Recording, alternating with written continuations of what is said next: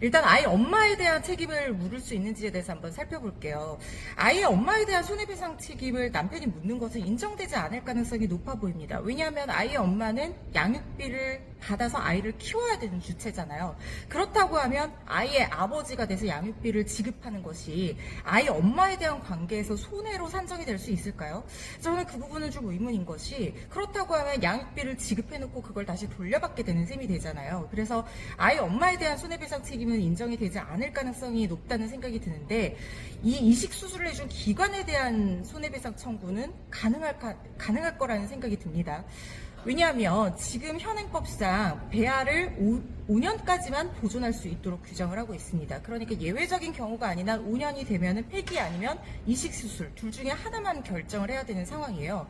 폐기에 대해서 양측의 동의를 받도록 되어 있는데 어느 한쪽이 동의를 하지 않은 상황이고 어느 한쪽만 동의를 한 상황에서 일방적으로 이식 수술을 진행했다라고 하면 이 부분은 손해배상 청구의 대상이 될 여지가 있다라는 생각이 듭니다. 충분한 설명 의무라든가 동의 여부에 대한 확인이 제대로 이루어지지 않았을 가능성이 있다고 볼 수 있는 거죠.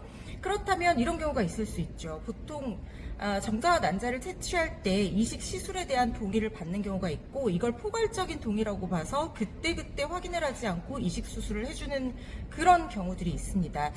그렇다면은 기관 측에서는 그때의 포괄적인 동의가 있었다라고 봐서 손해배상 책임이 없다고 주장할 가능성이 있겠죠.